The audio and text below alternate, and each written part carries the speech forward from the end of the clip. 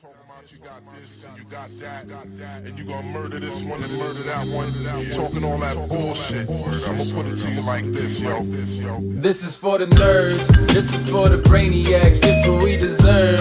Go ahead and play it back, you ain't gonna touch me, you not gonna do nothing, you are not above me. I bet you wish you was me, I know it, I know.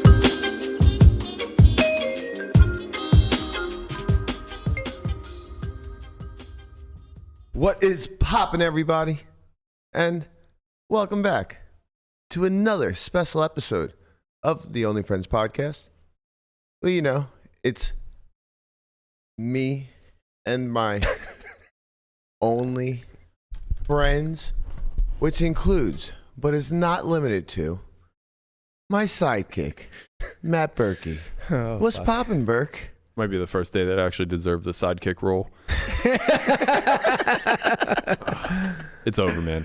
What was that? It's over. It's you are such. I haven't been this disheartened as a Steeler fan since the Bubby Brister days. Mm-hmm. Who? Exactly. Yeah. Exactly. Conrad, if you want to slap Berkey, you're gonna have to go to the bottom of the Allegheny Yeah. to get him. Yeah. It's bad, man. It's real bad. Down bad. This is what we call Stop down singing that song. bad. Goodbye, my friend. You're really bad at it, and nobody even knows that. Like, Lamanna and I might be the only ones that even know it's a James Blunt song because you're so awful at it. I have no idea. I know. You know what? No. I'm not even gonna laugh at that. I'm not even gonna acknowledge it. You're just being mean because you're mad. You sing it every episode. I'll keep singing it. Fucking Bon Jovi bitch. Is he just deflecting? He's just so mad. Is he deflecting right now? Listen, He's so mad. Look at him. listen, we're not going to make that song a thing. Very and salty right now. He's seizing. It's a bad time. Tempers are high. I think it's a great time. It's a bad time. What song is this, I had to Landon? exactly, Triggers exactly, are very, Guapo. very I think we should keep singing. itchy. First of all, it's not a we thing. It's been a you thing. I don't care. Next, never expect me to join you on a sing ever again. You never have. And I never will. I turned off Pat McAfee for the first time ever during my lift today. I couldn't fucking take it. Oh God. Like, what was he saying? Well, all right. So first of all, I love everything about Pat McAfee. I love how much of a yinzer he is at heart, but like he's such a fair weather Steeler guy. Oh yeah. I mean, I guess he has to be because you do. He's a neutral host-ish type thing, and he's also like leaned pretty heavy into being a Colts fan. Well, What's he gonna do next week? Right. Well, he's gonna root for the Colts for He sure. But he basically says like when he grew up, he was a fan of players, not of teams, which I find that very hard to believe as a kid in the '90s in Pittsburgh. But whatever, like that's his shtick. Tone Diggs is the resident yinzer on the show, and like he's just a fucking diehard, but he's a diehard the way like your dad's a diehard, the way my granddad was like he came in wearing a fucking Mac Jones jersey today, wants wholesale change. Yep. You know, the fire Tomlin chants are just I can't take it. I can't take it. All I realized listening for 20 minutes today was that I'll someday make a good husband because I don't want to bail on this relationship. Well, here's the thing. Like I should say in present tense. I'm never on the fire Mike Tomlin. It's insane. No, man. I'm not. But watching his press conference last night, he got a question. They said, "Did you ever, did it ever cross your mind to put Mason Rudolph in?" He goes, "No." It didn't even cross your mind. I think that's reasonable. Man, no, that's reasonable. Come on. No, it's stop. That's what very. do you mean stop? Did you? You cannot. Trubisky couldn't win the game. Of course, And maybe- he's ridiculous. No, you make just it seem like listen. it's. Can I finish my point? No, because you make it sound like he's a relief pitcher. We have done it. Right. But We here's the have thing. reached the fucking time Like- where Pittsburghers are just here's arguing about their loss. They're upset. They're ruined right now. They're so It's down probably a fact that you just also can't win the game with Mason Rudolph. Turn that off. What you're saying makes no sense from a strategic standpoint as a coach. Like, do you know how many first team reps? You're a fucking head coach. How many first team reps do you think Mason Rudolph has taken Doesn't this year? matter. Why doesn't it matter? Because you're drawing dead with Mason. It's a free roll. That's why. Because it's a fucking free roll. Right? You're drawing dead with Trubisky, so why not just free roll Mason in there? You're probably going to lose anyways, so why not take a chance? If you want to make the argument that That's why. If you want to make the argument that Mason Rudolph should have started this game and should have been working with the first team all week, then I'm right behind you, man. Trubisky is not an NFL quarterback. That's abundantly fucking clear. Yeah. But once you make the decision, I would have been happy with that. Right, but like once you make the decision that, and you've made that decision all season long, that Trubisky's your backup, that he's getting the most first team reps, that he's then why do first string quarterbacks get benched when they're playing bad? That should never happen. It happens all the time in the league. Well, all the time. When it happens, it's a team that's forfeited the season. No, it's on not. fire right now. This is lovely. We're forfeiting the season by putting Trubisky out there. I agree with you. I agree. Look, I agree. Look, Mason Rudolph also isn't the answer. I'm here for fucking Trace McSorley at this point. We fucked up. We should have went and got Flacco. No, definitely not Flacco. Now he's gonna win a fucking. He's gonna win some fucking random playoff game. You know he didn't even make it through his start. He'll be all right. Flacco's definitely not it either. You guys know Get DTR in there. The clock is gone. The Steelers' pride is gone. The sun is not set on this season. I disagree. Because I am a typical Yinzer in this regard. They're not going to win another game. No. The sun will set on this season, but it hasn't yet. And the Steelers, they just do what they do, and they're going to win a game that they're not supposed to win. Like, they could go into Indianapolis and somehow win the game. I don't know how. It's probably like the defense gets like 3 touchdowns or something crazy like that. But no, that was what was supposed to happen yesterday. They'll find a way the defense to win looks so a game. fucking bad. Right. If they'll find a way to win a game that they're not supposed to win, and then Pickett will come back. How does their He'll defense? beat the Bengals. How does their defense, which plays stout all season long, they were averaging under 17 points all season long. They were top 2 in points given up.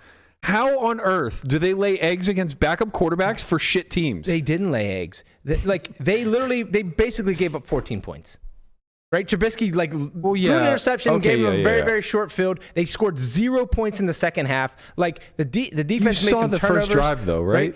Yeah, the first drive was awful. They had two bad drives. And that was it, the whole game. So it's like if you can't score, we did. We scored 18 points. We should have won that game if Trubisky wasn't in there. The 4th and 2 call, where they had exactly one option, that was Freiermuth, who was quadruple covered. Yeah. Like they didn't even run another receiver out. Yeah, it was literally just like, all right, Pat, you're gonna go to the sticks and turn around. Mm-hmm. You know, like some backyard shit. Like, okay, you're gonna go to the sticks and turn around, and then Jalen, you're gonna stay in and protect because we need 10 guys protecting here. And if worse comes to worse, just peel off. It's funny because I know some of the audience hates the football talk, but I know all of them are loving this right now. Especially the non-Steeler fans are just like Conrad's enjoying it. They're Conrad, right? We're like, all in the chat having a great time right I bet now. you guys are. We're just talking about how beautiful this is. I truly thought that there was a good chance that they could go like 6-1 down the stretch.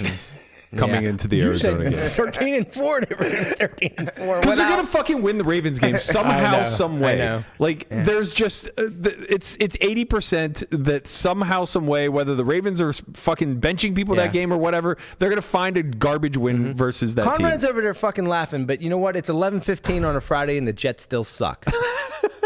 They're going to suck a little bit less when we get a nice draft pick because the Patriots won last night. I know the Patriots are trying so hard to lose that game. So hard, they're like jump off sides. They jump off sides. It's like false start. It's like we're trying to lose. That was insane. That was actually insane. It really was.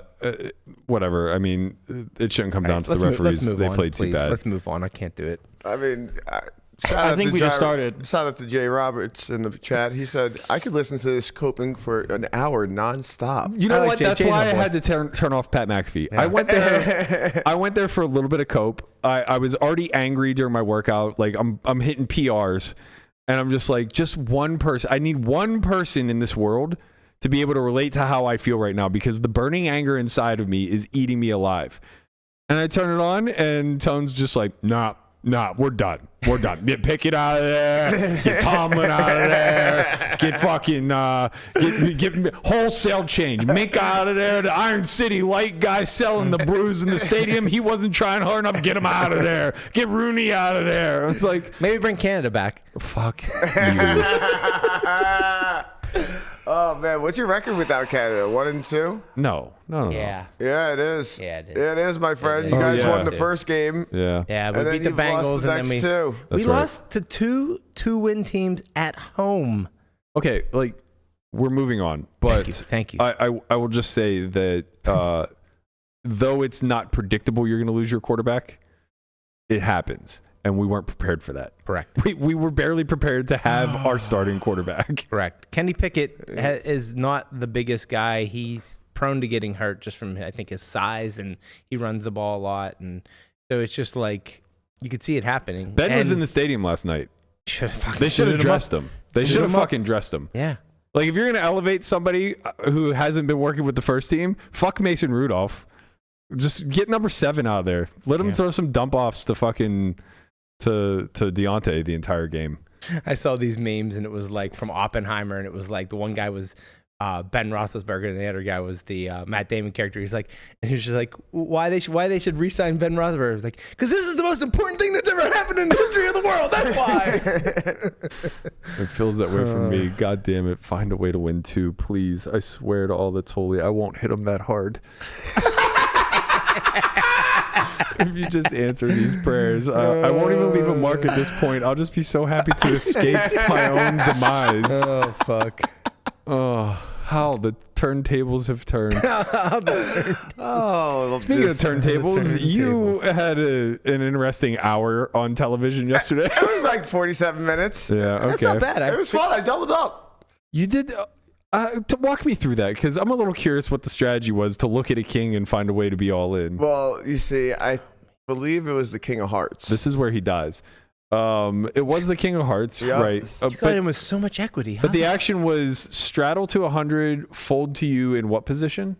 I was like MP, low jack. Okay, so low jack, look at a King of Hearts, good card. You open to 350. This all seems fine off of 5K, so 50 bigs. Yeah. Someone Benz calls button. Mm-hmm. And then Ape Styles jams. Well, he raises. Right, but like to like 3K. It was like, yeah, something like that. So he basically puts you all in.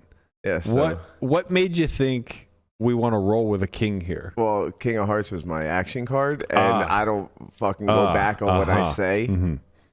King of Hearts was the action card. Because, like, you know, I was ready to put it in. Ape's and I also told Ape the day before that I was probably going to fuck him if he played in the game, so. Okay, well, you lived up to that promise. Yeah, I was well aware. I was like, the only person I'm probably going to be able to win off of is you, so I'm just going to have to. You understand, though, like, Ape's a smart guy. When he sees you raise, he has to assume you have an ace. Yeah, well, so he should have a hand that dominates a naked ace. All right. You don't care. Run that shit. How did you not have kings? I don't know.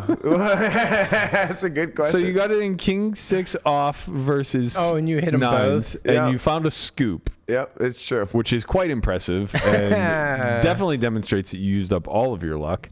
Now, you also negotiated that you could see a card post flop. Well, it was negotiated for me. Okay. Somebody brought it up. So someone Abe actually brought it up. good for him. He must be watching the pod and recognizing that it would have just been awful if you were only looking at one card the entire time. So that's great. So you negotiated the post flop edge, let's call it. You were able to see both cards post flop. Yeah. Tell me how you ended up all in pre flop then, multiple times. Wouldn't the strat be to get the post and then pray for the next? Once you doubled. Yeah, like once you doubled. Not fuck that. There was 1,400 in the middle. It went straddle, re-straddle. Brad opens. He could be opening whatever. Sure. Fucking, and Nate calls, and he already showed that he 3-bet hands. Yeah. So I'm just like, this seems like a lot of free money out there. There's 1,400 in the middle of YOLO. Did you look at the 9 or the ace? Huh? It was No, 9. You did look at the 9? You looked at a 9? Stop. He's lying. I obviously looked at the ace, but That's not obvious. You got an above average hand too. I know. 9 of hearts. How do I break the second run out? Well, I even called on Charlie Garrett. I missed that part. I mean, should have called for Carlos. The second run out, they had your outs a little wrong because Tony folded the 9 of diamonds, but yeah, they weren't getting rid of the folded cards, right? For the outs, but you did have a lot of hearts in the deck. He had a lot of heart. It's like I didn't have heart. Like, come on. I feel like you weren't allowed to win though after doing Ape dirty like that. I mean, I almost did. Was there any opportunity for you to keep your seat after you busted? I didn't even think about it. It probably was. Yeah, I feel like that was one of those spots where you might have maybe preemptively sold a second bullet where you actually got to look at both cards. Lineup was pretty good. Yeah, no, it would have been. There was a man named Vegas Matt and another guy named To be Benz quite honest Benz. with you, I didn't even think about it. Oh, well, Yeah. well, there you go. I mean, like I thought about it for a second. How long did you have to play? passed. Like to the entire stream? Is that what it was? Like could you ever leave? Yo, Or that did you- chain on Vegas Matt is fire. He said to come on the podcast. Said he wants to talk spits and ones and twos with us. Okay, Maybe. well, We'll see. Thanks. cool. I have no idea who this man is. Sorry to this man. Sorry to this man. Sorry to Give him Vegas on the Matt. podcast and get to know him. I'm just mad that you fucking moved my shark. Well, why wouldn't I move your shark? Because it was in the shot. It's my shot. It's your shark. Put the shark back. I don't think you know how this works, young man. You want the fucking shark in your shot? Put it in your goddamn shot. By the way, whoever took the clock down, thank you.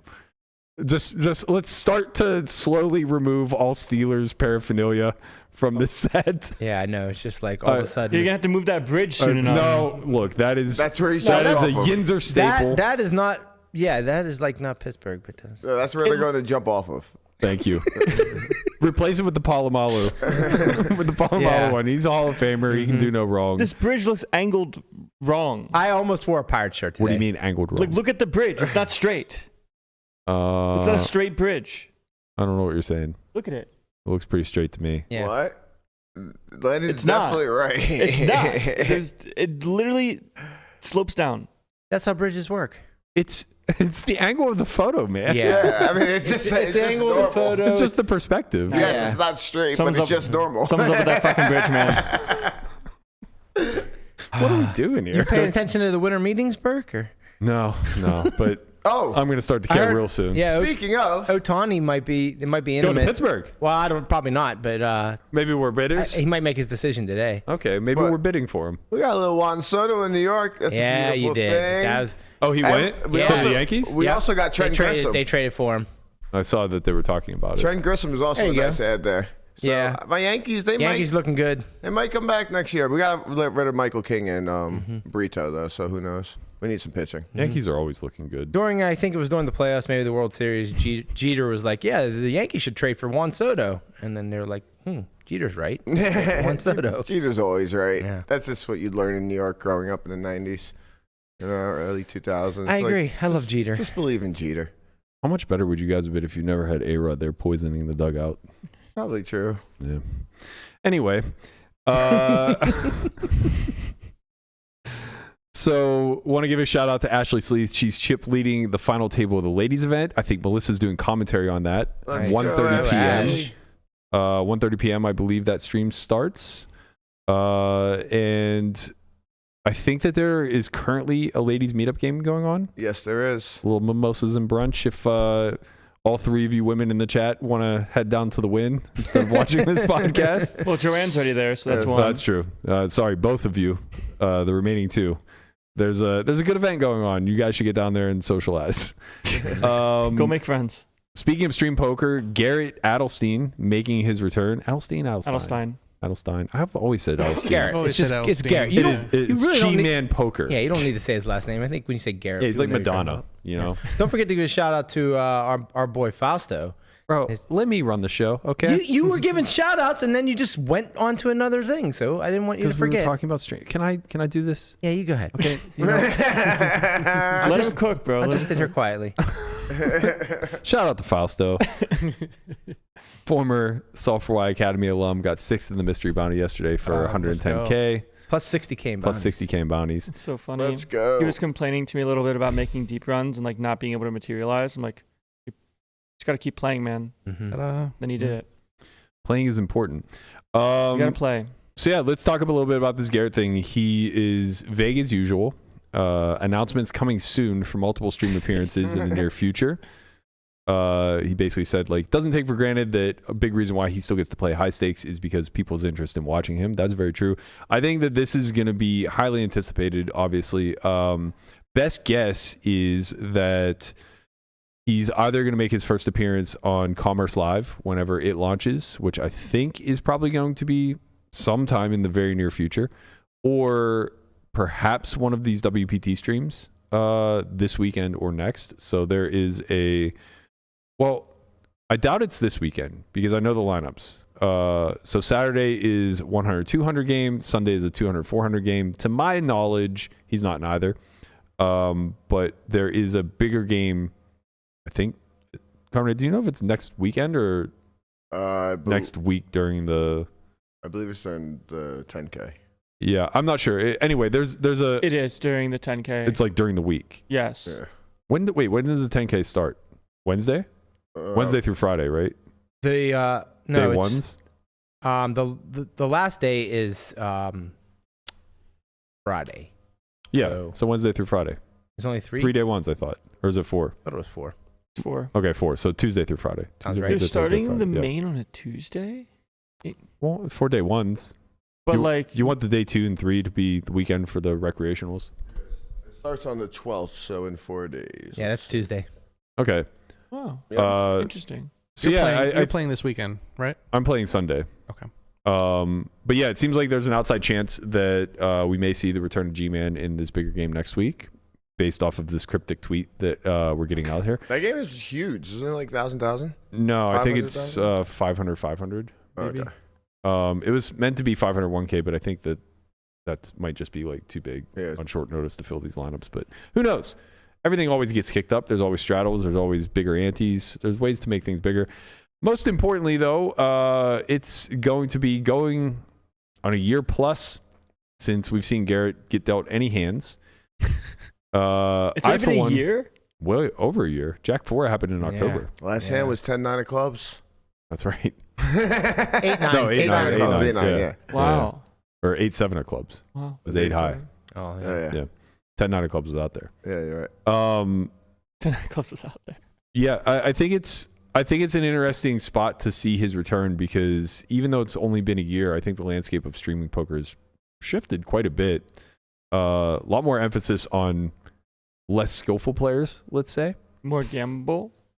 Maybe. I don't know. Same gamble? Same gamble, but I think whereas before, like Garrett was a bit of the golden boy of what it was to be a high stakes crusher in the live realm.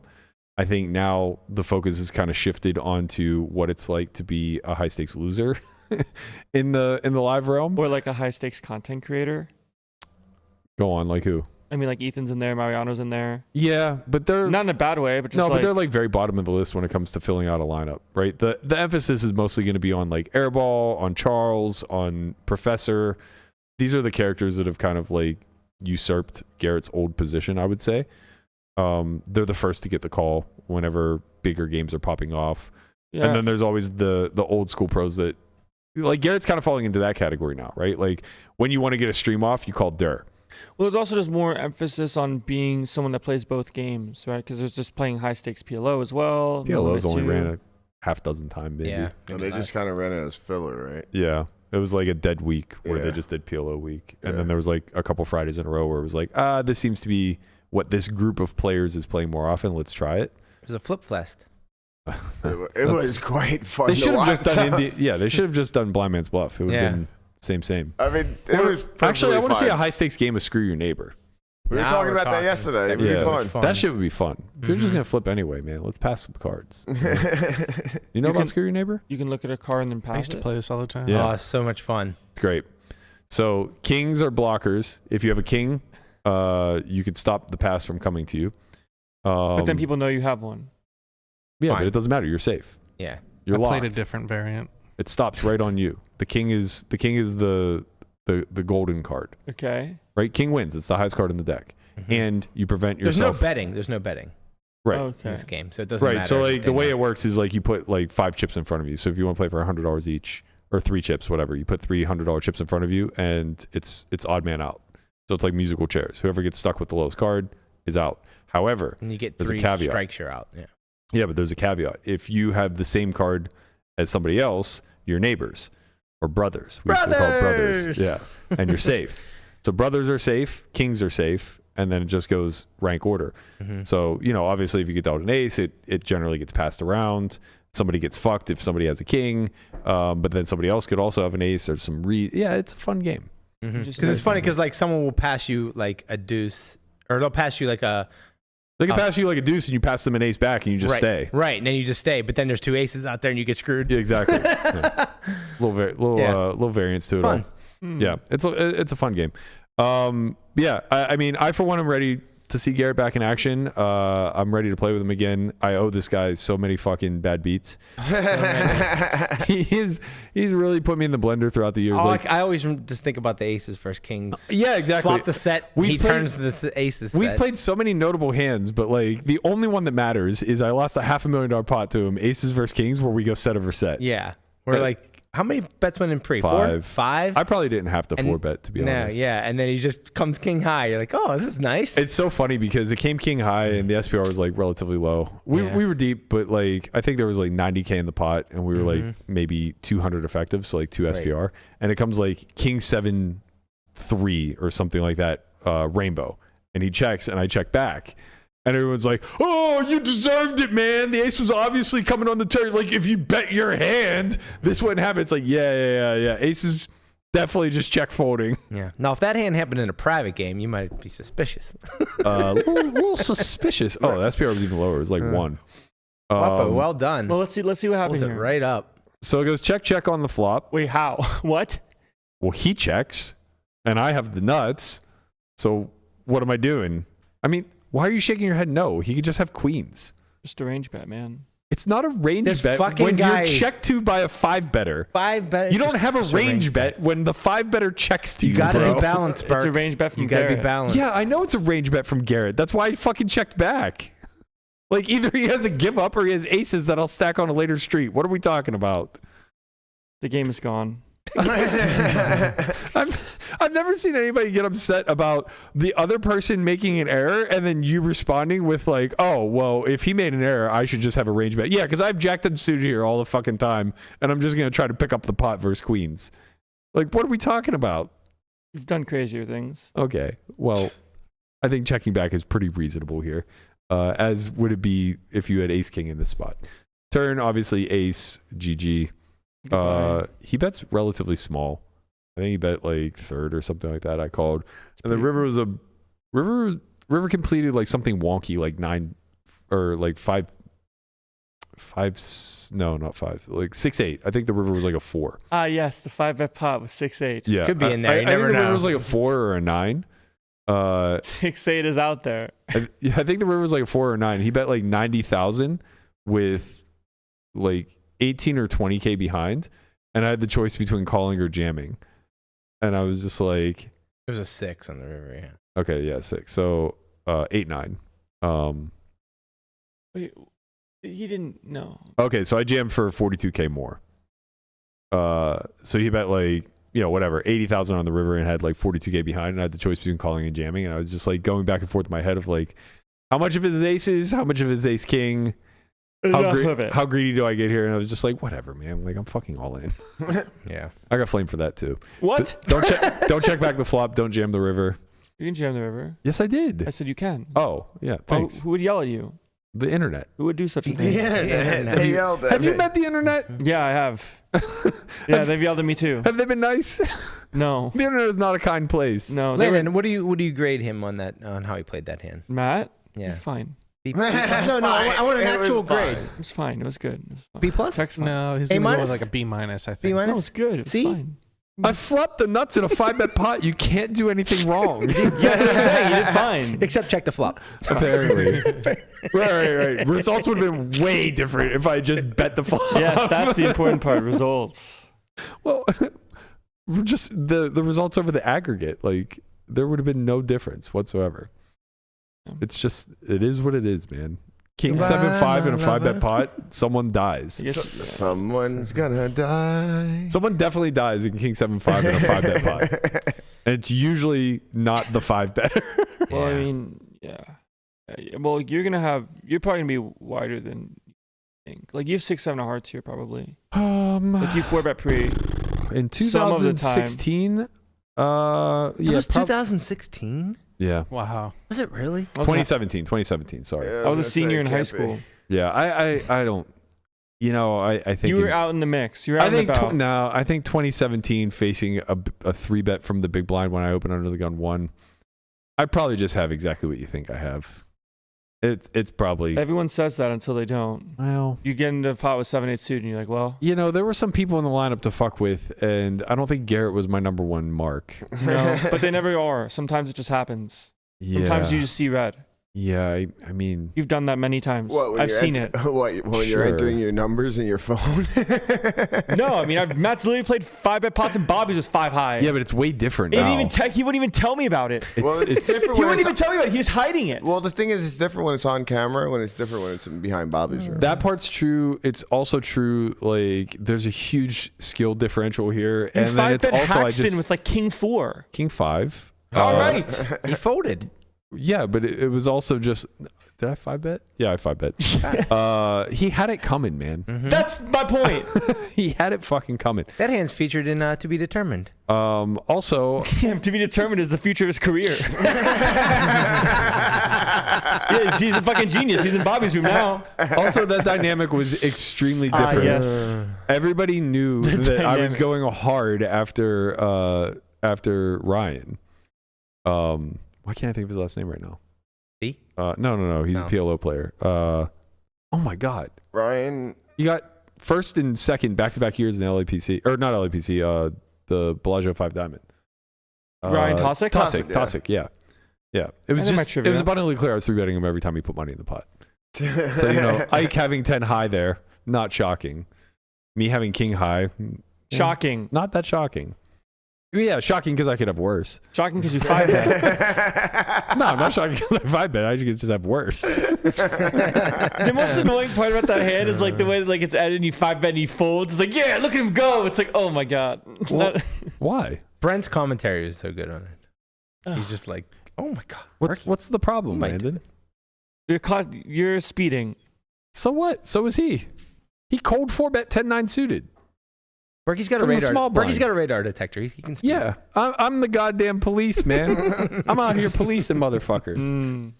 Sometimes you got to put an end to some I shit. grade that hand to C-. I'll tell you what, buddy. Whenever you get out there and you play a couple $250,000 pots, we'll grade your hands. Yeah. That'll probably be pretty good. That's fighting words. They don't want me to play in those games. You're like the fucking internet, man. You got a lot to say from the goddamn cheap seats. I would have been happy to see it though if I had 5. Speaking of a lot to say from the cheap seats, let's get into these cheating updates. Oh my. This isn't actually completely fair. I'm definitely not coming from the cheap sheets. I have a reasonable amount of experience with some of the people involved here, but Take this down, Brian. yesterday there were 2 articles that were put out as Wesley promised. I guess he's been working with both Poker News and Poker.org to kind of get the story a little bit more traction. Poker.org put one out that is titled "Heartbreaking Nick Airball Blank Check Ben Details Alleged Cheating in High Stakes Private Games." I don't know where the heartbreaking comes from, but It's just heartbreaking. because Blank Check Ben said that. That's right. They were quoting him. It's in quotes. Yeah, my bad. So this just kind of goes through and details a lot of the timeline that we've been covering all week long anyway. Nothing really new on that front so much. But if you guys want to get caught up on like what the timeline is, I would check that article out. In the Poker News article, there was a 15-minute video that they attached that Wesley, I guess, had uploaded to YouTube or maybe gave to them to upload to YouTube. And in it was a recorded call between him and Mars. First of all, I got to tell you, like, the fucking irony is so hilarious. The audacity. Like, these two are actually both in California, which is hilarious enough. But the fact that Vertucci has a photo of me attached to the California Penal Code about unlawfully recording phone calls, and then Blank Check Ben is the one who's quote tweeting this, putting it out there. It's just like, how fucking funny is the whole HCL collective when it comes to just the irony of the way the world operates. And for what it's worth, like, you know, I think this is quite reasonable. And at some point throughout the call, even Mars acknowledges that he kind of expects to be recorded here. The video is kind of very tough. So it's obviously in Mandarin and they have to translate it to English. It's kind of tough because you can see it just moves around like this a lot. And they use white text. They use which white is text so with no annoying. Well, use white text, but put a fucking black border around it. Something, like right? anything that's gonna make this legible. It was so fucking hard to read. C-. C- for sure. Good news is the article does a great job of summarizing basically what the call was about and hits the key points.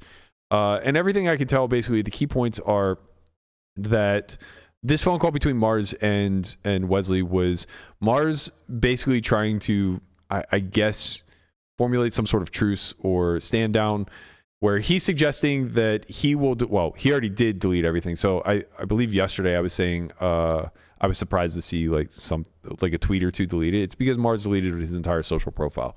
So everything that he had already put out publicly is now gone. Scrubbed from the internet outside of screenshots that were taken. That's it's a little sus. Suspect. It's a little sus, but it's also just like it's out there, and it sounds as though he's answering to someone else. So the gist of this call was him basically stating that he will talk to the powers that be to call off the dogs on Wesley if Wesley also scrubs the internet of this entire incident happening, which basically implies that Wesley's in danger in some sort of capacity. I don't know how much of that to take to heart. I don't know who the quote-unquote powers to be are in this particular situation. And I also don't know why, if Mars was running some sort of cheating ring with these partners in Shane and I can't remember the other guy, the French guy, Arnaud, I believe. Yeah. Why he would have to be doing it for some greater entity, unless maybe he owes them and this was a means of paying back. No clue. Who knows? Don't really know what to make of this. Wesley's response was basically "fuck you." Beautiful response. Respect to Wesley. I also had a nice "fuck you" moment yesterday.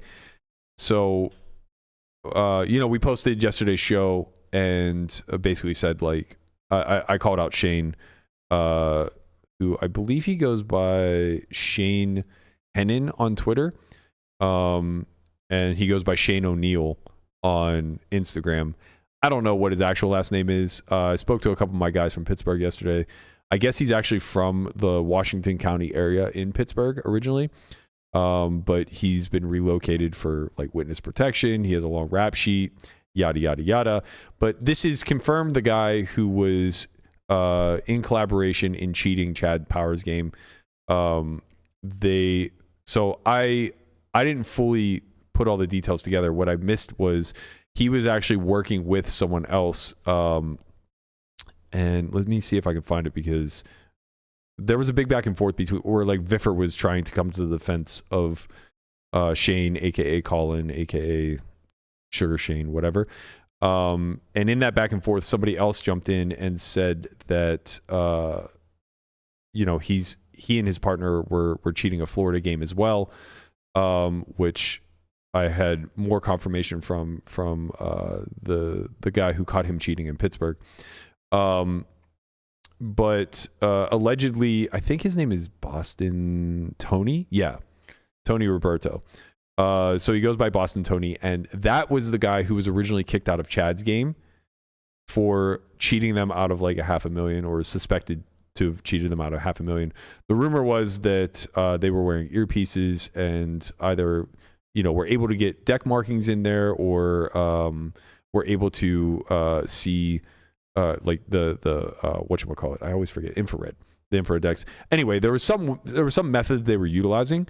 And it's funny, somebody was telling me a story about when Shane, aka Colin, was in the game. He would have earbuds in and be pretending to listen to music, but there was house music on in the background. Yeah, so you're saying it came over to the house? No. There was house music going on in the background, and you could see him mouthing the words to the house music, yeah. Word for word. That's so good. In spite of the fact that he had earbuds in. Yeah. We fell in love in a hopeless place. Well, just hearing, he's got Jack 10 of clubs. Well, yeah. So whatever was going on, I don't know how he was being communicated to. But allegedly, both him and Tony had earpieces. So Chad passed it off as Tony was the one who was caught, and that Colin was clean. And then Chad texted me yesterday and said, could you stop implicating me as being a part of this whole cheating thing, yada, yada, yada. It's bro, fuck you. like everybody knows that you are fucking dirty. There is not one single human being in the high stakes poker community that thinks Chad Power is on the up and up. Nobody since, God knows when, believes that he didn't take part in this entire game. Like, Colin was a part of it all the way until the end. So my short stay there wasn't it his game? It was like ran as like his game or not? Yeah. And most of the games probably weren't cheated because like I was there for probably a month and a half and I only played with Colin once.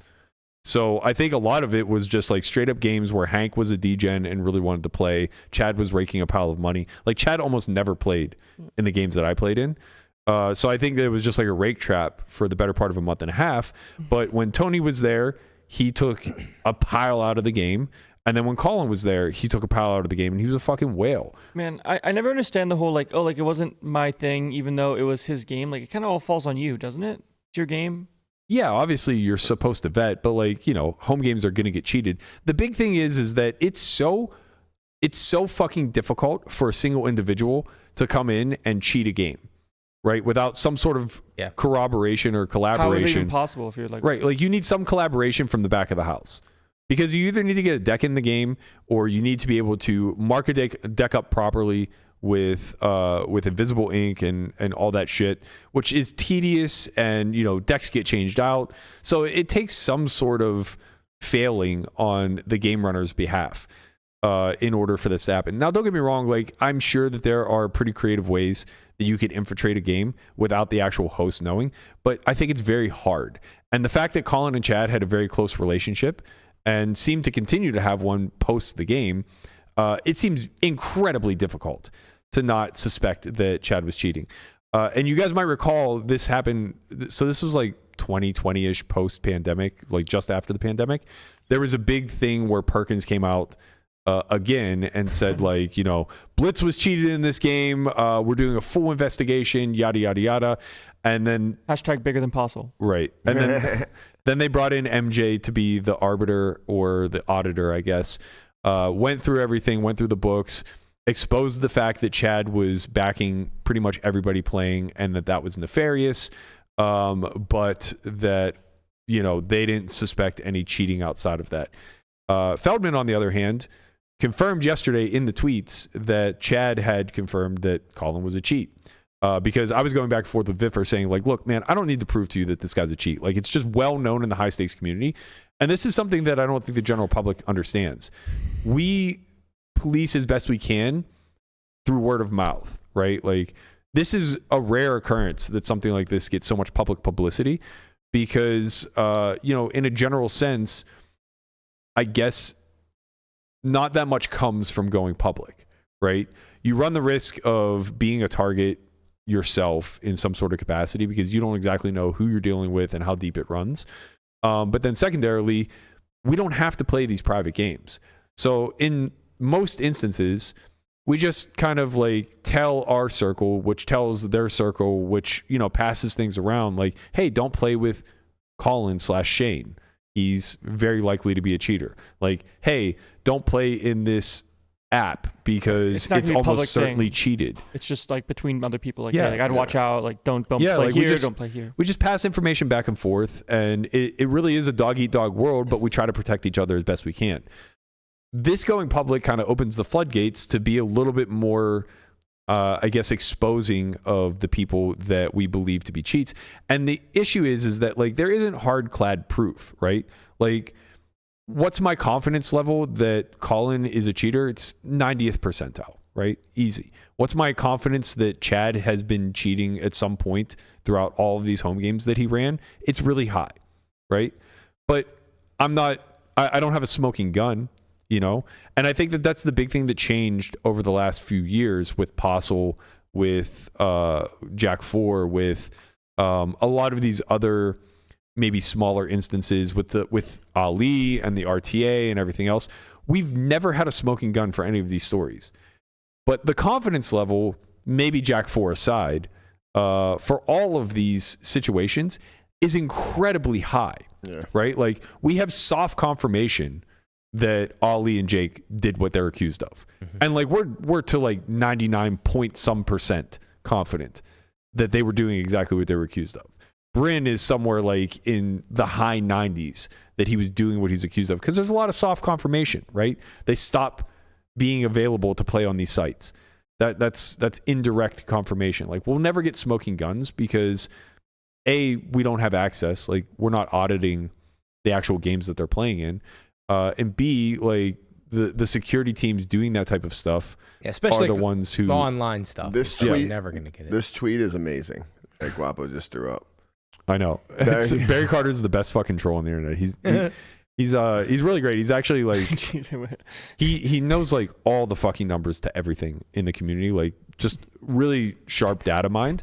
But he's been on his A game trolling lately. Happy birthday to Barbie. Yeah. Happy birthday to Theo's son. And honestly, like, he's right. He's like, He's a you know, son. with all the shady dealings in the private games and how dangerous it all sounds, why don't you come to tournaments? At least our cheaters are way less intimidating. Like, what's Ali really going to do other than disappear? But yeah, so it's like, you know, do we think something happened with the Jack 4 situation? Sure, but like, it's much more split. We're way closer to 50-50. Yeah, tell it to Guapo. Well, what do you mean? No, that's what I'm saying. That just represents what I'm saying. Like, we're much closer to 50-50. Like, I might have a higher degree of confidence that hand was not on the up and up. He has a much lower degree. And that's okay. Point is that we can still have a public conversation about it. We can still have discourse. And now we just have to be kind of sensitive about how we have this conversation around it. Just add allegedly. Well, in some instances, but like, I don't want to mince words or tiptoe around people that are just like very nefarious and constantly being surrounded in the conversation of cheating. And like the difference now versus a couple years ago is like, this stuff's always been going on, but it's never been public. Right. But now people are okay with being like, I feel pretty confident that this is not correct. Yeah, like look, if you're in the high stakes community and you're still getting cheated by Shane, you're a mark, because all of us know.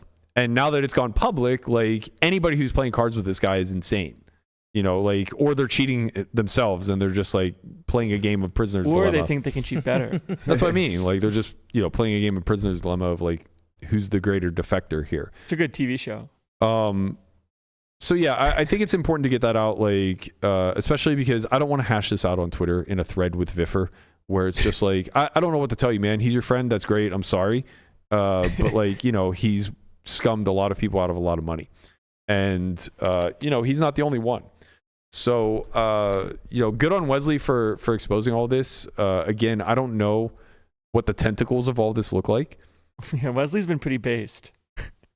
Yeah, in some regards. You know, I don't know. Yeah, it's weird, right? I don't trust anything, man. I mean, Conrad said it best, right? Everyone's probably doing something. Everyone's fucking dirty. Yeah. Everyone's fucking dirty, and now we're just like... I would like to know how they found out the decks were marked in that game.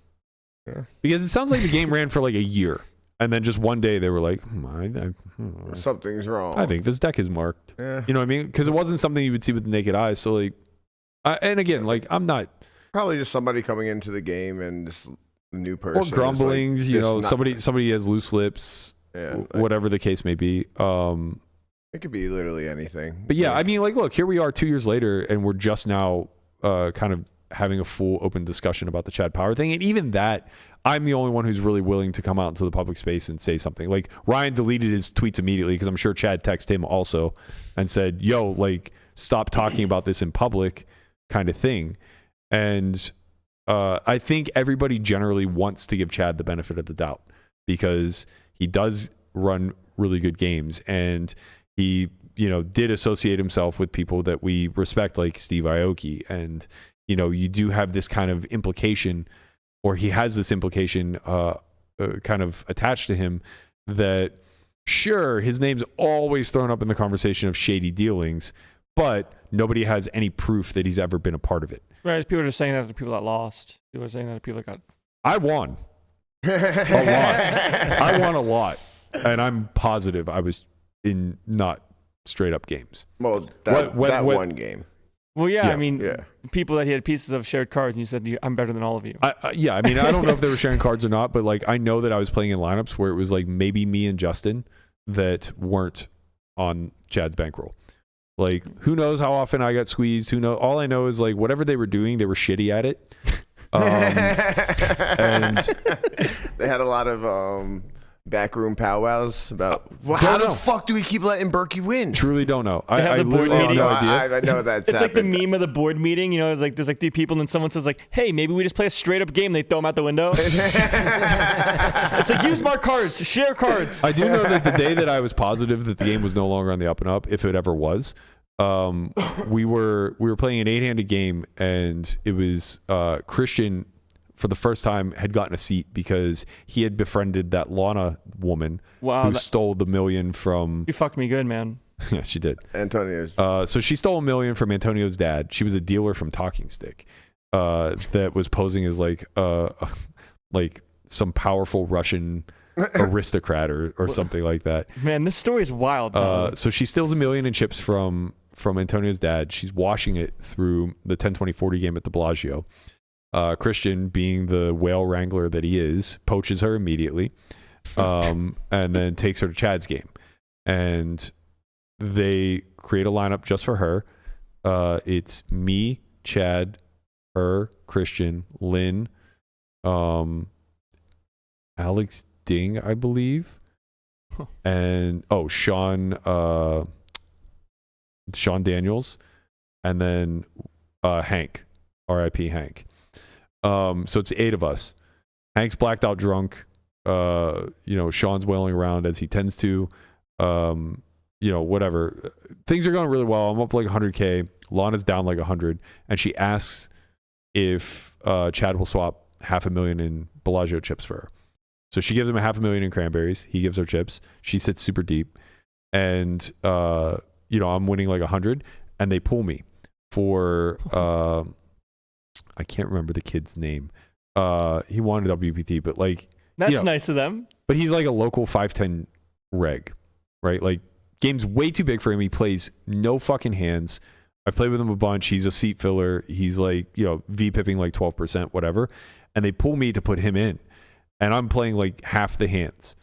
And at that point, like I was positive that this just now became the table versus Christian and Lana.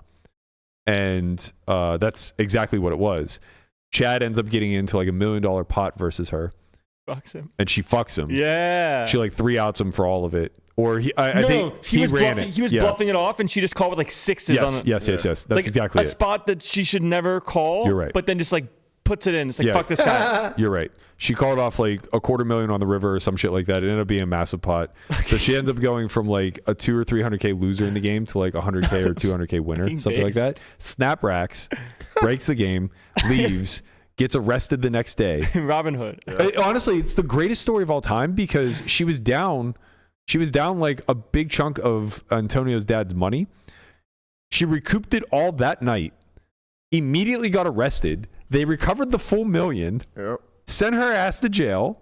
Chad's now out like $500,000. He then I don't know if the game actually got raided or what happened, but I know that like he had to like turn over his books at some point.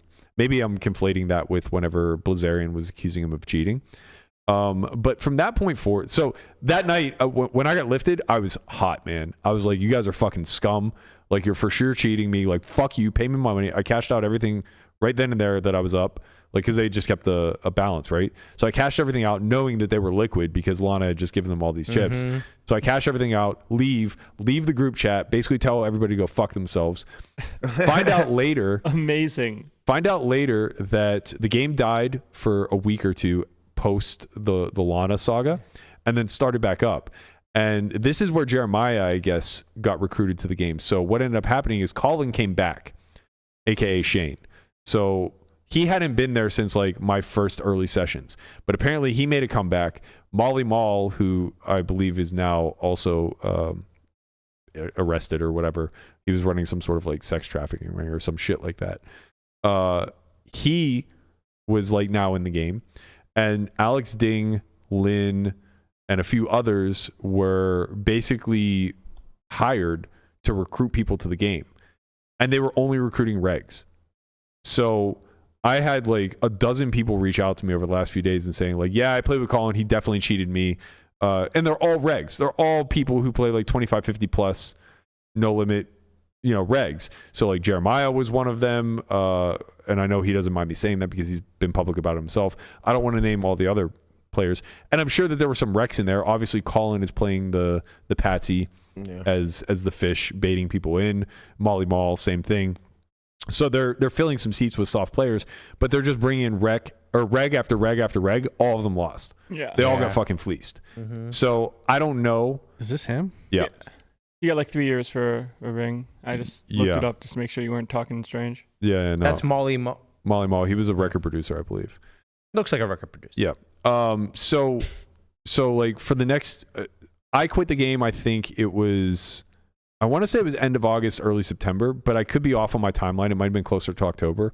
I really don't recall. But I know like Emma got pulled into that game. Jeremiah got pulled into that game. All these regs got pulled into that game, all via Lynn and Alex Ding. And at the time, everybody thought Alex Ding was a whale. So I'll go into this story too now, since we're on the hot topic of cheating. I have no problem like outing him too. He was like posing as this crypto whale from Chicago or whatever. But if you talk to him, it was like very clear that he was sharp. I mean, we even had him on Poker Out Loud because I knew that he was very studied. And played 95% of the hands, won the most anyone's ever won on Poker Out Loud. So now, in hindsight, we're all pretty sure he cheated on Poker Out Loud. Like, pretty confident, actually. Hold on. Wait. I dealt the game. Yeah. No, but you can. What do you mean? How did he cheat? Well, Poker Out Loud's the easiest place to cheat. Because you can just turn your music off and hear what people are saying. Right, we're playing super small, so like, we don't worry about the threat of being cheated, and I invite people that I trust. Right. And at the time, I was friendly with Alex. I had no reason not to trust him. And we're playing like 2-5. Yeah. So like, was he really going to scum us for like $3K? In hindsight, almost certainly. It's so almost 100% certain. He cheated Poker Out Loud. He Sunran too. He won a 4-bet pot against Jeremiah, 4-bet Queen Jack of Hearts, flopped it all the way. Man, I need to go back and watch that season. Do we remember what season that was? Season 7, I think, or season 6. Yeah. Yeah, he bet small to induce, and I piled an ace deuce on the river to like boat block. Yeah. He had a boat. Yeah. Yeah. He knew his customer. I mean, the thing is that like, it's, he made a lot of really good hands, so it's easy to say that like he played on the up and up. But the important thing is he maximized all the spots where he made a lot of good hands, which means he probably heard the commentary of his opponent. Yeah. I have X. And now you just get to play against the exact hand that your opponent holds. Yeah, it's true. We'll have to talk to Pigtails about that, because they're in the back. They can, or not in the back, but they can tell when people shut their music off on and off, because they can hear all the mics. Right. But usually it comes from, and this is just our protocol moving forward. It has been our protocol moving forward, and it will continue to be. It's from them getting a baseline of the music being loud to start with, so they hear it in the mic. Right. But if Alex's music was never loud enough to hear, then you just assume that it's on. Right. Right. So anyway, the bigger story, it doesn't matter. He cheated us for like a couple $100, whatever. The bigger story with Ding was he was posing as being this like crypto whale that wasn't very good at poker, and he did a great job. He was down like $1 million+ in Chad's game. He was a part of the Blazarian accusations that the game was cheated. But it's almost certain that Ding was working for Chad the entire time. So Ding ultimately thereafter, once the game was quote unquote cleared by MJ, was recruiting people to the game. And obviously very likely being paid to recruit people to the game. And he was recruiting them under the guise that he was the whale. So he would go to public games and he would splash around and he would VPIP like 80%, but the kid had played like 5 million hands heads up before. So it's like, you can get away with that. Yeah. If you're a really stout heads up player playing weak live competition, you can play way too many hands and not give that much up. And the whole time, it's funny because like Lynn and I used to argue. I'd be like, this guy's a fucking whale. And she'd be like, I'm telling you, he's really sharp. And then I got to know him and I was like, this guy's really sharp. Yeah. I mean, he was still wailing around and giving away EV, but not in the ignorance, has no idea what's going on kind of way, in a very calculated kind of way. So fast forward to Chad's game finally coming to an end. He got whacked on a bunch of app games. He was setting up a bunch of heads up matches on app games, and he was selling action to them. App games or ACR, somewhere on ACR too. Okay. I didn't know about the ACR stuff, but I thought it was like mostly app games. Anyway, he was playing in like Nidus's app, which already was super sus. There was a bunch of, controversy there where at one point I accused somebody of cheating, and then at another point that person I accused of cheating accused somebody else of cheating. Conrad, what's the answer? And All you needed Everybody's to know. All you needed to know. cheating. Listen, all you needed to know was that Dipthrong created the app, and Rory Young was a part of bringing people to the app. Like, if I wasn't cheated, I'll eat my fucking shoe. Those two guys are the fucking scummiest scums on the fucking earth. Like, there's no way that they have ever earned $1 on the up and up. So it's like, when I found that out, I obviously stopped playing the game. And it was the same kind of thing. There was a guy in the game at 2550 that was losing like 1.5 million. Ooh. And he was a huge whale. And the game obviously ran around him. There was like 5 pros that were invited to the game. None of us won. So it's like, you tell me how it's possible that a guy's losing 50 big blinds per 100 and the 4 pros in the game have a minus 10 big blind per 100 win rate. Yeah. It's literally impossible. Right. There's no amount of variance that can correct. Anyway, so back to the Ding story. Apparently he was setting up all these big high stake heads up matches and he was selling for them. And in the midst of all this, there was a big controversy that was like somewhat public, but not really. Like Mattisau kind of blew the whistle on it and then retracted and brushed everything under the rug. Oh yeah, I remember that. Where Ding claimed that he was recruited to buy a piece of Scott Ball's business by Helmuth and that whole group who said that they had invested. So he invested $600K allegedly. Found out later that Helmuth and everyone else involved lied about how much they had invested, and they only had a very tiny share. And now Ding was overexposed to a rug, which Scott Ball was ultimately accused of. Now, I don't know whatever came of that. I don't know if Scott actually did rug. The business is still up and running. And game talent's still real. Yeah, so I suspect that he did not rug them, and maybe the Ding side of this is all fabricated. But I don't know, because no one ever came out public other than Mikey, who basically said, like, he basically called out Scott, et cetera, et cetera. Like, anyway, he had horses, and then he ghosted the horses, right. And then everyone got... Right, and it's possible that this is where it all began. It's possible that Ding was losing so much in private and public games, as well as this $600K investment that potentially got rugged, that he resorted to cheating. But anyway, he set up a bunch of high stakes heads up matches, was selling action to people in the community. Again, he was relatively trusted because we sussed out that he wasn't a whale. He had a piece when I played Perkins, but he paid me. That's good. Glad you got paid. So we sussed out he wasn't a whale, and people were buying. Well, it turns out it's almost 100% certainty that he was playing himself heads up, and he was just dumping. So he went on a massive downswing in these heads up matches, and effectively it's just like selling, 200% of yourself when it's all said and done. So he made off with all that money. He was playing himself heads up. Yeah, that's the assumption. I mean, that'd be the sharp way to do it, right? This kid's sharp. Yeah. He's very, very intelligent. Like, you're just like, hey, I'll play 50, 100 against someone on ACR and we'll crossbook for X amount. Yep. And then you just lose 30 buy-ins, but you're playing well and the other guy's playing bad. Where it's like, how did he find a jam on me when I had 6 high? Correct. I wonder. Yeah. The other guy's really bad though, I promise. Wow. That's pretty sick. Yeah. So basically he's taking a dive in these matches, stole all of that money, and then when confronted with it, seemed to not deny, but also just claimed being broke. So it turned into this big fallout where everybody was aware that he was a cheater now, but he was claiming defamation, and the person, I don't want to say anything because I don't know if he made it public or not. So I don't want to expose his side, but basically, like, they were just going back and forth with a bunch of legalese, and he's disappeared. No one's heard from Alex in 6 to 8 months.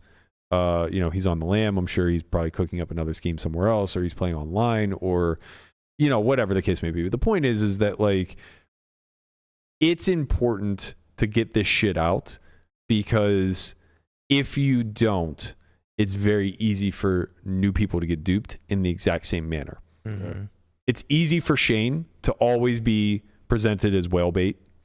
It's easy for Ding to play up the crypto whale angle and, actually be incredibly sharp and get himself into plus EV spots, ultimately selling more than he should, whatever, all those things. It's easy for Chad to pull these puppet strings and create these environments where this type of cheating can occur.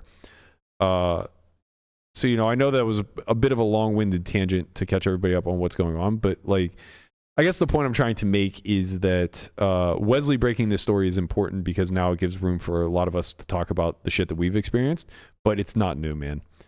It's been happening for so long, and especially during COVID. Yeah. Mm-hmm. I mean, what a ripe time for people who want to cheat people. Like the app games, the home games, casinos being shut down, everybody willing to get out and gamble in some sort of capacity. Like there was so much shit getting thrown against the wall and people getting fucked. Yeah, I could see that. Yeah. I mean, pros too, like by a long shot. Do you think you have win rate in a game where there's sick whales? You just keep playing? Yeah. Keep playing, like showing hand histories. The pros were the targets. For sure. The pros were the targets in this. It makes life easy. Sure. They're arrogant. They're always going to show up. You just got a game. You can rake them on top of it and just But sometimes when they play, you'll pick them up to try to win 500K and get fucked. Yep. That was nice. That was honestly like, what a gift. What a fucking gift. What a gift of a night where I got to leave with my profit, which would have been very like Chad was sitting a million deep. You know, he very easily could have fucked me. And who knows to what degree he was working with his horses, right? But like he has 3 on his left and 3 on his right, and then it's just me, Christian, and Lana. Did Chin win? Chin won like 80K. Yeah, we were like the only 2 winners that I know of. I don't know if Sean Daniels won or not. But yeah, I don't know. I actually have no idea. And I guess, because I don't know and what I guess the Lana deal. too. Oh, Three yeah, Musketeers. yeah. Three Musketeers. That's true. But yeah, like I don't know what the deal was with the people that Chad was staking, right? Like I don't know if they all knew that they were on the bankroll. I don't know if they all collectively shared a roll and chopped everybody else up. I don't know what the details were. I just know that like that was loosely confirmed by the Perkins MJ audit, was that he was like basically prop playing the entire table. And I know that night I soft confirmed it whenever I got lifted for Right, it didn't make sense for you to get lifted. Somebody that's 0 action that obviously has a win rate if they're just sitting there like trying to pick off loose action. And it makes total fucking sense if, you know, he's going to sit with 100 big blinds and just get to be all in whenever it goes like raise, 3-bet, cold call, and everybody involved in the hand except Lana is sharing a roll. Or just you're not even if he wins, but you're now out where you have Correct. win rate. Correct. Yeah. Mm-hmm. Yeah. Like even though I'm currently like a part of one versus the world. But when you play Lana, it's straight up. Exactly. And you're winning a ton. Yeah, exactly. How and fucking that's strong. That's a Play lot at of $1 what million happened. pot where you're bluffing her. Where like The funny part is though, like you didn't even have to do that all that. No. That part's beautiful to me. That's poetry in motion. I'm so you could have happy. just waited, right? If it's like 6 versus 2, you know, and this But is like, coming from me, the he red might- liner, saying he you could might have just just waited. but like he might have just known her cards and just assumed that no one would ever make that call in a million years. Like who knows to the degree at which they were cheating. There's no way she'll call. The beauty was I didn't win off Lana. Lana was to my direct left. I didn't win a cent off her. You want to know who I made all my money off in that game? Lynn. 100% Lynn. And the thing is that I told her this once we started dating. I was like, I made all my money off you because you're a fucking tell box. Like she had so many tells on the river that I just would basically get there with no hand and pick off bluffs. This is what it's like for Charlie to pay everybody. Yeah. That's true. Yeah. I got to read, but I can't tell you what it is. I'm glad you brought Charlie up. Even though he was at home kind of watching this whole thing play out, we did get to see the Game of Gold finale here. And you know what? I purposely didn't leave a lot of time for it because it was what we thought it was. It was a disappointment, man. It was a disappointment, but we did wrap it around to our Weekend Warrior. You know, and what do you think the likelihood is that he would remember this as a Weekend Warrior segment if Maria didn't win? And I would like to just announce that Maria... She took it. She won. She did it for the team. She got it done. Spoiler alert. She absolutely Shot the did Poker it. News. What? Oh my God, bro. What at Poker News? They put an absurd. article out like minutes after the video was posted. I purposely I turned it on at 7 a.m. this morning, and I purposely stayed off of social because I figured it'd be up. Somebody would spoil it, but yeah. That's wow. They didn't wait. Didn't give any time. Huh? I didn't see the article, but I saw somebody post in my mentions say you have to say something about Poker News putting a spoiler up the minute that the video posted. So yeah, and I guess like they didn't they didn't warn anyone. Wait, the minute it was posted, so they literally just went straight to the end to see what happened and posted it? Well, Or they probably already reported knew. it? They probably already knew, or maybe the article went up shortly after. Yeah. I don't know. Hey man, if you're not first, you're last. True. I don't. It's ironic because now I don't see the article on. Maybe they took it down. Why take it down now? I mean, we're 8 hours after the fact. It's because you got a lot of Pushback. for it, Yeah. But yeah, Landon was basically saying that the author like doubled down and said like, what's their fault if they didn't watch it yet? I think the guy that wrote it, like his opinion doesn't really stand for Poker News' opinion. Yeah. Yeah. Well, that's like us. I mean, it's 3 But you know o'clock. you're It's getting 3 o'clock on well, it. you also Yeah. know you're getting spoilers when you come here. Right, Like exactly. if you don't That's want the true, spoilers, too. you don't watch the show. That's kind true. of thing. Yeah. But yeah, Jungle got second. Jungle did get second. He was a sharp pick at number 5 for sure. He fell all the way down to the bottom. My Josh Aria pick does not look too good No. when Bro bust 6th. Yeah. But He's got a gambler, unlucky. bro. He got unlucky. He ran ace king into aces. Yeah, that's that was super gambling. unlucky. As his last hand, should he be jamming there? I don't know. Just the jam. That's a I don't know. strat chat talk. We'll get to that on Okay. Wednesday. All right. But I do want to say that it was obvious that Maria was going to win this. She got third in the mystery bounty down in the Bahamas. She's did. on fire. She's is. feeling herself. She's in the fucking mirror dancing to, I'm feeling myself. You I'm feeling myself. you have She's some good reads. she's a magic woman. It's just like, she's like, I'm a magic woman. Like, yeah, she's getting it done. You right. had Try some- to understand, Conrad. You had some reads, and honestly, some if reads. I'm being completely transparent, when I celebrated Josh falling to me yesterday in the midst of you picking Maria, a little part of me was trying to sway you. Like a little part of me was trying to remind you that you like that you like Josh, and that maybe he was the pick. Nah, man, I had to read. I think you just forgot the jungle was allowed. I did forget Jungle was there. I will say that for sure. I was pretty high on Maria. It's like she's coming in second in chip or first in chip. She has position on Yoh. Also, they did a cool thing at the We final didn't table. know about the position until Well, we today. didn't, but they did the game of gold, they did the GG final table positioning. So she was going to get to choose her seat, Gotcha. Yeah.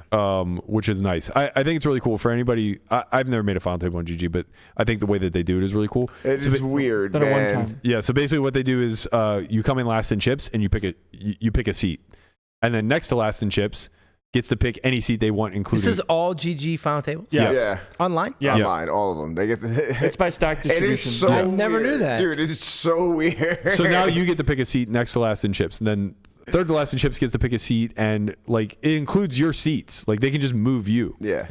and make you redistribute, right?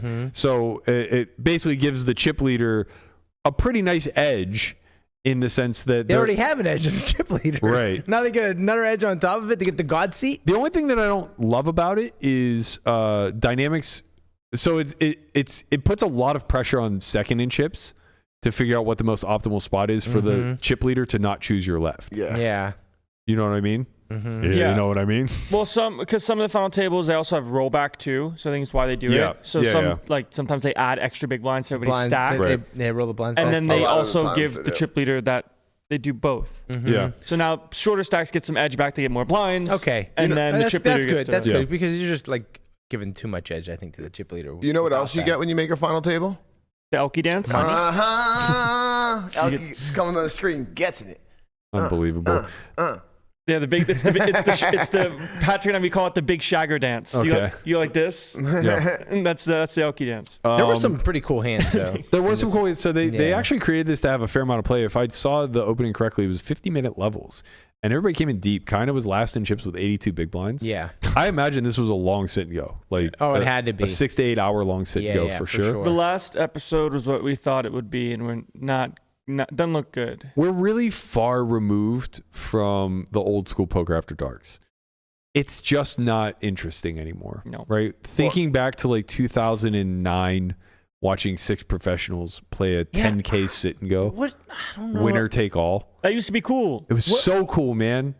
I remember when Baseball got on there, I was like, wow, he has $10,000 and he gets to play for 60, right? Or maybe it was more. Maybe it was a 20K, but I didn't even know he was on there before. he was on there a couple times. I didn't know that either. Yeah. But yeah, it was like, wow, this is like so sick, that kind of thing. We're really far removed from that, man. It's so uninteresting after watching just $1 million pot after $1 million pot in cash games. That is true. And in this instance, it's like, I think that's I want to give a lot of flowers to the show. Like, it was fantastic. We were locked in the whole fucking season. But I think the most disappointing aspect of it was watching it go from 16 to 12, 12 to 9, or sorry, 12 to 6, and then 6 to 1. It's just so fast. Yeah. Right? It's so fast up until the culmination, and then it's so slow. Like 6 to 1 is so... It's so much. I mean, there's so much baked in drama there where you can go from like 6 to 4, 4 to 3, 3 to 1. There's definitely probably maybe a budget thing here, because like if we do that, it takes a very long time. We're talking about a 6-month season. You could just reverse it. You could just go from 16 down to 6 down to 8 really fast. Okay. Yeah. Well, that...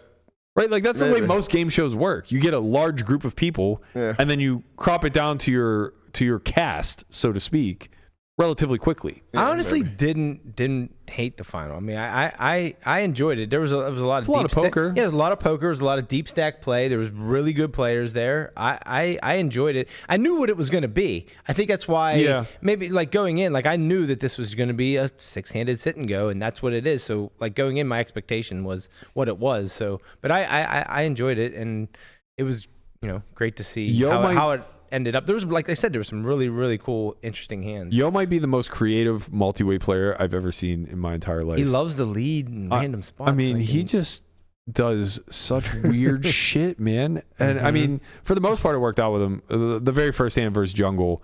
It did not work out. That shit ain't going to fly, bro. That shit ain't going to fly. He was going to need to make a straight in order to win that hand for sure. But I mean, the one big blind is effectively a check. Yeah. Check with a chip. Just expensive. Well, one big blind's not that expensive. It's not that it's like, it's more expensive than 0. Yeah, that's true. I think the real expense of it is the way that you create a polarizing meta. Like when you check in your opponent bets, it's not necessarily polarizing. But when you bet one big blind and you get raised, you're unsure now if it's polarizing. Mm-hmm. You know what I mean? Because he has the option to just, call. Yes. Conrad? Never mind. Are you stroking out? I'm sorry. Oh, he's reading again. Oh, no. He had a fake CSA. Somebody said slow viral, which is fucking banger. Slow viral is good. Slow viral is good. Honestly, I would love... Yeah, I don't know what this is. I would love to unleash a bunch of flies on him when he is in the tank. Just see how many land. I just want to see how many land on his lip, and like how he handles it. I just want to see like how he's gonna deal with a fly on his lip while he's making a tough decision. That's what I want. I'm gonna get to play with Yoh on Sunday in the WPT cash game. I do not envy you. You bringing a jar of flies? I like Yoh. I truly like him as a person. I hate him as a player.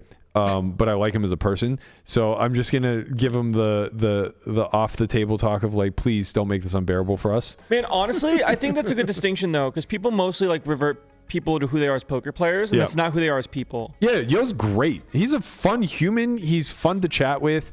Like, there's no downside to Yoh off the felt. He's just miserable to play with, and like whether that's by design or it's by accident. Doesn't really matter. Whether it's accident or on purpose, the intent is there. Right. The misery is there for all to share. And looks like he's accomplishing his goal. Maybe. I mean, do we play differently because of it? Maybe. I'm not sure. But it kind of hurts everyone too, because if you assume you have a win rate now, you're playing slower, you're playing less hands, which means you're getting less dollars. Yeah. You're making the environment worse for everybody. Yeah. Maybe. Well, you can argue he's gaining EV because people will get angry versus him. How about the people that don't have a win rate? They're now losing less. That's true. He might just be Robin Hood, man. That's true. What he's doing is helping the whales. That's the spin he needs. Right. Instead of helping the whales, I want to petition that we save your shark. Save the whales. Save the shark. I want to save your shark moving forward. In order to do so, though, I demand that you put a S4Y sticker over his tummy. I can do that. Okay, good. Until Poker Stars comes through with a big fucking fat check. Where's our money? We are not rocking the Poker Stars shark any longer. It'll be the S4Y shark. It'll be the S4Y shark. Right. His name is Steve. Steve, the S4Y shark. That's right. Shout out to Steve. All right. Free Beans' kid. Happy birthday to Theo. Hashtag Free Beans. Hashtag Steve the Shark. Thank you guys so much for joining us. We're going to get out of here for the weekend. What the fuck is going on right now? I hope you guys enjoyed everything that we had to say about everything that we had to say. Go Steelers. Happy birthday to Barbie. We'll see you guys Monday, 11 a.m. Later, squad. Peace.